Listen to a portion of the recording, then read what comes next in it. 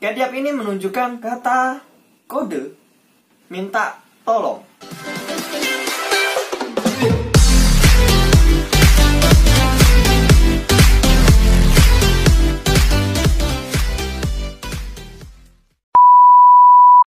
Hello John, welcome back to Mas Asep TV. John, kemarin gua udah buat video tentang si Ketiap, seorang YouTuber mukbang yang disiksa lalu dibunuh, lalu menghilang sampai sekarang, John. Nah, pada video sebelumnya, gua udah menceritakan siapa itu Ketiap dan kenapa si Ketiap ini menjadi viral pada saat itu. Nah, di part 2 ini, gua bakalan menceritakan kepada kalian fakta-fakta atau bukti-bukti yang ditunjukkan sama Ketiap ini. Dan Ketiap ini menunjukkan banyak kode-kode ancaman di dalam video-video terakhirnya, menjelang detik-detiknya dia menghilang, John, dari dunia per-YouTubean. Nah, sebelum kita lanjut ke video, kalian harus subscribe channel Mas Asep TV, John. Jika kalian suka sama videonya, jangan lupa di like, di komen, dan di share kapanpun, dimanapun kalian berada, John. Oke, John, sebelum kita lanjut ke part 2, kalian itu harus menonton di part 1-nya, John. Jadi kalian harus nonton dulu part 1-nya, baru kalian bisa nonton part 2-nya, supaya kalian tahu alur ceritanya bagaimana, John. Oke, kita langsung aja ke videonya. Fakta yang pertama, menunjukkan Ketiap ini sedang berada di dalam ancaman penculik atau penjahat, John. Si Ketiap ini berperawakan tubuh sangat kurus, John. Padahal seperti yang kita ketahui, pada video si Ketiap ini, dan udah gua putar di part 1 kemarin, Ketiap ini perawakannya itu sangat kurus, John. Dan bisa kita lihat, si Ketiap ini makan seafood yang sangat banyak, John. Nah, pada umumnya, manusia normal itu ketika makan yang kayak gituan, mungkin itu merasa enak ya, John. Gua aja kalau makan gitu bakalan enak. Nah, apa si Ketiap ini nggak kekenyangan gitu, John? Nah, di sini muncul asumsi bahwa si Ketiap ini tidak diberi makan sama sekali, John, sama penculiknya. Jadi, badan si Ketiap ini sangat kurus dan dia sangat kelaparan. Jadi si Ketiap ini hanya dapat makan ketika dia membuat video mukbang. Tambah lagi, ada luka lebam dan luka-luka di tubuhnya, John. Memperkuat asumsi ini bahwa si Ketiap ini disiksa dan nggak diberi makan sama sekali, John, sama si penculiknya. Nah, John, pada fakta kedua, si Ketiap ini membuat kode di dalam videonya. Bisa kita lihat, si Ketiap ini setiap membuat video mukbang, itu nggak ngomong sama sekali, John. Tapi si Ketiap ini membuat tulisan-tulisan di dalam videonya. Nah, yang membuat aneh di sini, si Ketiap ini membuat tulisan-tulisan yang berupa kode, John. Dan bermakna bahwa dia itu di sana sedang dalam ancaman.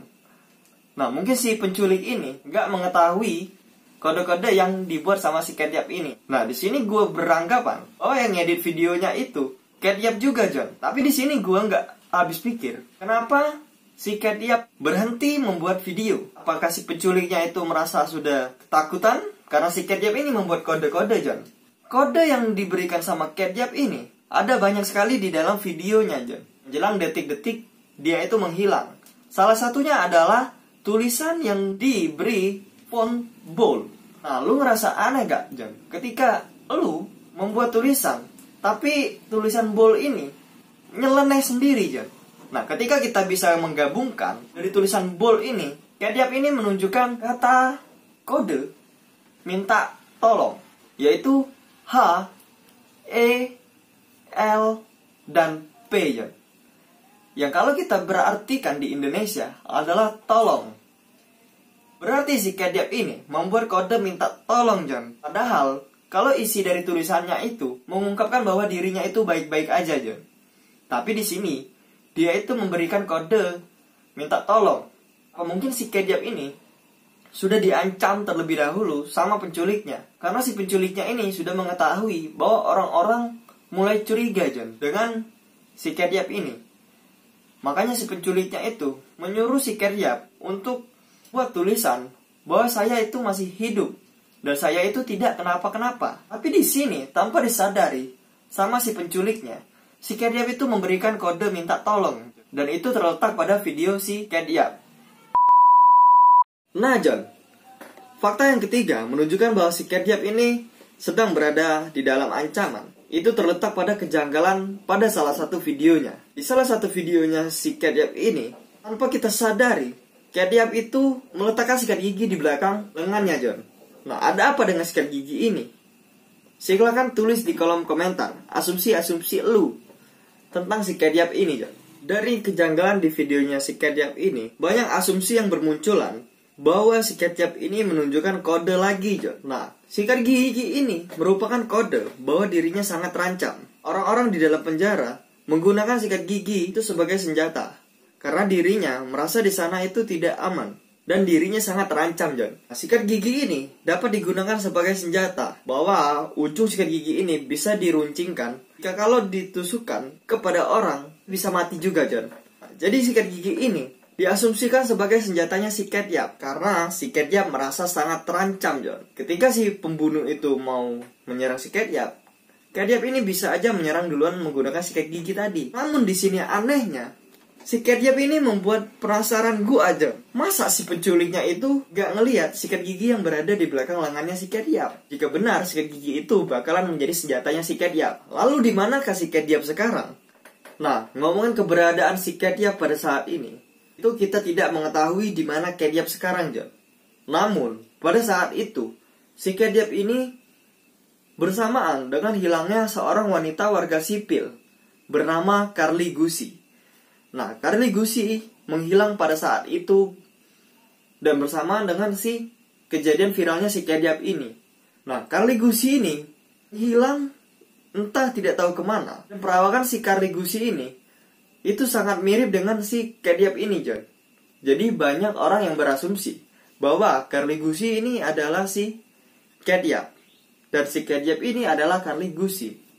Apa ada kemungkinannya bahwa si Carly Gusi ini memang diculik lalu diberi nama samaran itu Cat Yap dan membuat channel YouTube? Namun di sini pihak kepolisian pada waktu itu menemukan laporan bahwa ada seseorang yang menemukan wanita hilang di tengah hutan dan ditemukan sama pria ini, John. Kan ini diterima sama pihak kepolisian di sana. Namun orang yang ditemukan di hutan ini bukan si Cat Yap dan juga si Carly Gusi. Nah, si Carly Gusi sampai sekarang tidak ditemukan sama sekali. Jadi gue beranggapan kalau si Cat Yap ini bukanlah Carly Gusi, guys. Namun di sini adalah asumsi para netizen. Yang lebih mengejutkannya lagi, si Cat Yap ini membuat pengakuan atau pembuktian di channel YouTube-nya bahwa dia itu terkena herpes labialis. Makanya itu tubuhnya itu ada lebam-lebam dan luka-luka itu dikarenakan herpes. Namun di sini balik-balik kepada kalian, balik-balik kepada netizen, menganggap cerita ini emang benar apa adanya atau hanya buat-buat semata. Namun kalau menurut gua, cerita ini memang benar ada. Namun banyak asumsi yang bermunculan daripada konten kreator dan para netizen-netizen lainnya. Karena banyak konten kreator di dunia membahas tentang si Cat Yap ini. Karena memang cerita si Cat Yap ini sangat-sangat viral pada saat itu, John. Ada kemungkinan kalau si Cat Yap ini berhenti membuat video karena dia itu sudah meninggal, John.